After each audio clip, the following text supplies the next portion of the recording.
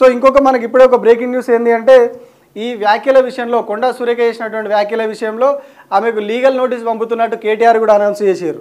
ఏవైతే ఇవాళ చేసినటువంటి వ్యాఖ్యలున్నాయో వాటి మీద లీగల్ నోటీసులు పంపిస్తున్నట్టు చెప్పారు. ఏవైతే ఫోన్ ట్యాపింగ్ చేసిరని కూడా కొండా సురేఖ వ్యాఖ్యలు చేసిర్రు. ఫోన్ ట్యాపింగ్ చేసిరని అట్లాగే నాగ చైతన్య సమంత విడిపోవడానికి కారణమని చెప్పారు. ఆ విషయంలో ఆమె లీగల్ నోటీస్ పంపిస్తున్నట్టు చెప్పారు. కంప్లీట్గా తన ఇమేజ్కి భంగం కలిగించేలాగా నాగ చైతన్య సమంత పేర్లను కొండా సురేఖ వాడిర్రు. అందుకని ఆమె మీద చర్యలు తీసుకోవాలని చెప్పేసి ఆమెకు లీగల్ నోటీసులు పంపుతున్నట్టుగా కేటీఆర్ చెప్పారు. రాజకీయ కక్షతోటి రాజకీయ ప్రయోజనాల కోసం కొండా సురేఖ తన పేరును వాడుకున్నదని కూడా కేటీఆర్ రెస్పాండ్ అయ్యారు. సో ఇట్లా ఒక మహిళ అయి ఉండి ఇంకొక మహిళ పేరును వాడుకొని సినిమా నటుల పేర్లు వాడుకొని వాళ్ళ వ్యక్తిత్వ హననానికి ఇటు ఈయనది కావచ్చు అట్లాగే సినిమా వాళ్ళకి సెలబ్రిటీలకు సంబంధించి వాళ్ళ వ్యక్తిత్వ హననానికి పాల్పడడం అనేది ఎంతవరకు కరెక్టు, ఇది ఎవరు కూడా క్షమించరాని నేరం అన్నట్టుగా ఆయన చెప్పారు. అట్లాగే ఫోన్ ట్యాపింగ్కు తనకు ఎట్లాంటి సంబంధం లేదని చెప్పేసి ఆయన లీగల్ నోటీసులో పేర్కొన్నారు. అట్లాగే కంప్లీట్గా ఆమె చేసినటువంటి ఆరోపణలన్నీ కూడా ఇటు ఫోన్ ట్యాపింగ్ సంబంధించి కావచ్చు అట్లాగే నాగ చైతన్య సమంత ఇష్యూలో సంబంధించి అన్నీ కూడా అబద్ధాలు చెప్పిర్రు. ఒక మంత్రి హోదాలో ఉండి ఆమె తమ పదవిని దుర్వినియోగం చేస్తున్నారు. ఎట్లాంటి సాక్ష్యాలు లేకుండా తనపైన ఆరోపణలు చేసిర్రు దురుద్దేశపూర్వకంగా. వాటిని సోషల్ మీడియాలో విస్తృతంగా ప్రచురితమై తన పరువుకు భంగం కలిగించేలాగా కొండా సురేఖ వ్యవహరించారు. కాబట్టి ఆమెపై లీగల్ యాక్షన్ తీసుకోవాలని చెప్పేసి ఆయన ఒక నోటీస్ పంపించారు. సో వీటికి ఎక్కడ కూడా ఆధారాలు చూపించలేదు. అట్లాగే ఆమె మంత్రి హోదాలో మంత్రిగా ఉన్నారు కాబట్టి ఆమె చెప్పే మాటలని ఆమె మాట్లాడిన మాటల్ని ప్రజలు కూడా నమ్మే అవకాశం ఉంటుంది. కాబట్టి ఖచ్చితంగా ఆమెపై యాక్షన్ తీసుకోవాలి. ఇవన్నీ కూడా అబద్ధాలు అని చెప్పేసి చేయాలని చెప్పారు. సో గతంలో కూడా ఇవే అంశాలకు సంబంధించి కొండా సురేఖ మాట్లాడినప్పుడు అప్పుడు కూడా కేటీఆర్ ఆమెకు లీగల్ నోటీసులు పంపించారు.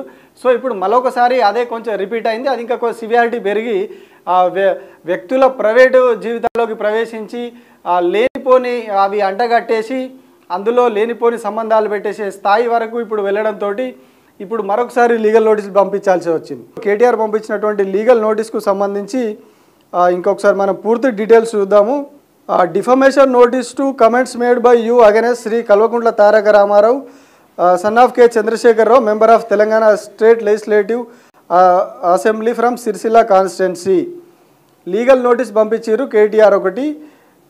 ఇందులో క్లియర్గా మెన్షన్ చేసిర్రు ఏమేమి ఉన్నాయి, ఆమె ఏమేం చేసింది అని చెప్పేసి. ఇందులో ప్రస్తావించిన అంశాలు ఒకసారి చూద్దాం మనం. కేటీఆర్ మంత్రిగా పనిచేస్తున్న కాలంలో ఫోన్ ట్యాపింగ్ చేశారంటూ సురేఖ చేసిన వ్యాఖ్యలతో పాటు నాగ చైతన్య సమంత విడిపోవడానికి ప్రధాన కేటీఆర్ కారణం అంటూ కొన్ని దురుద్దేశపూర్వక వ్యాఖ్యలు చేశారని, కేవలం తన గౌరవానికి ఈ ఇమేజ్కి భంగం కలిగించాలనే లక్ష్యంతోనే సమంత నాగ చైతన్య పేర్లను తీసుకుంటూ కొండా సురేఖ అడ్డగోలు వ్యాఖ్యలు చేశారని లీగల్ నోటీస్లో కేటీఆర్ పేర్కొన్నారు. ఒక మహిళ అయి ఉండి ఇంకొక మహిళ పేరును సినిమా నటుల పేరును వాడుకొని వారి వ్యక్తిత్వ హననానికి కూడా పాల్పడడం దురదృష్టకరం అన్నారు. అసలు తనకు సంబంధమే లేని ఫోన్ ట్యాపింగ్ మరియు ఇతర అంశాలపైన కొండా సురేఖ చేసిన వ్యాఖ్యలు అసత్యపూరితమని కేటీఆర్ లీగల్ నోటీసులో పేర్కొన్నారు. ఒక మంత్రిగా కొండా సురేఖ తన మంత్రి హోదాను దుర్వినియోగం చేసిర్రు. ఎలాంటి సాక్ష్యాలు లేకుండా కొండా సురేఖ చేసిన అసత్యపూరిత వ్యాఖ్యలు దురుద్దేశపూరిత మాటలు మీడియా మరియు సోషల్ మీడియాలో విస్తృతంగా ప్రచారమయ్యాయి. ఎలాంటి సాక్ష్యాధారాలు చూపించకుండా అడ్డగోలుగా మాట్లాడిన కొండా సురేఖ ఒక మంత్రి అని, ఆమె చేసిన వ్యాఖ్యలను సాధారణ ప్రజలు నిజాలుగా భ్రమపడే అవకాశం ఉందని కేటీఆర్ పేర్కొన్నారు. ఒక మంత్రిగా తన సహచర అసెంబ్లీ సభ్యుడు అని కూడా సోయి లేకుండా కొండా సురేఖ మాట్లాడడం ఆశ్చర్యానికి గురి చేసిందని కేటీఆర్ ఆ లీగల్ నోటీసులో ప్రస్తావించారు. గతంలో ఇవే అడ్డగోలు మాటలు మాట్లాడిన కొండా సురేఖకు ఈ ఏడాది 4వ నెలలో ఒకసారి ఆల్రెడీ నోటీసులు ఇవ్వడం జరిగింది. ఇలాంటి అవాంఛనీయ వ్యాఖ్యలు చేసిన కొండా సురేఖకు భారత ఎన్నికల సంఘం గట్టి హెచ్చరికలు చేసింది. అప్పుడు ఎప్పుడైతే పార్లమెంట్ ఎలక్షన్ల ముందు జరిగినప్పుడు ఆమె పైన ఈసీ కూడా ఫిర్యాదు చేస్తే ఈసీ కూడా సీరియస్ అయింది అప్పుడు. సో ఇలాంటి దురుద్దేశపూర్వక వ్యాఖ్యలు ఇంకా కొనసాగిస్తున్నారు. ఈసీ చెప్పినా కానీ కొనసాగిస్తున్నారు. కొండా సురేఖ ప్రణాళికాబద్ధంగా కావాలని పదే పదే అబద్ధాలను తన వ్యక్తిత్వాన్ని తగ్గించడం కోసం నష్టపరచడం కోసం ఇట్లాంటి వ్యాఖ్యలు చేస్తూ ఉన్నారు. కొండా సురేఖ ఈరోజు చేసిన వ్యాఖ్యలను వెంటనే వెనక్కి తీసుకోవాలి. దీంతో పాటు అబద్ధాలు అసత్యాలు దురుద్దేశపూర్వకంగా మాట్లాడినందుకు బహిరంగంగా క్షమాపణ చెప్పాలి. భవిష్యత్తులోనూ ఇలాంటి దురుద్దేశపూర్వక చిల్లర మాటలు మాట్లాడవద్దు. 24 గంటల్లోగా క్షమాపణ చెప్పకుంటే చట్ట ప్రకారం పరువు నష్టం దావాతో పాటు క్రిమినల్ కేసులు కూడా పెడతామని చెప్పి కేటీఆర్ హెచ్చరించారు. సో చాలా ఇష్యూ అంతా కూడా సీరియస్ అవుతూ ఉన్నది.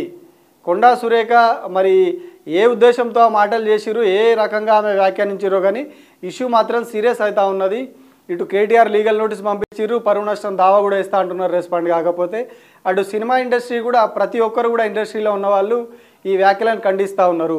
ఇండస్ట్రీ ప్రతిష్టను దిగజార్చేలాగా ఇటు కేటీఆర్ ఒక రాజకీయ పార్టీ ప్రతిష్టతో పాటు అటు కంప్లీట్గా సినిమా ఇండస్ట్రీలో ఉన్న వాళ్ళ ప్రతిష్టను దిగజార్చేలాగా కొండా సురేఖ వ్యాఖ్యలు చేస్తున్నారు అని చెప్పేసి కూడా ప్రతి ఒక్కళ్ళు సీరియస్ అవుతూ ఉన్నారు.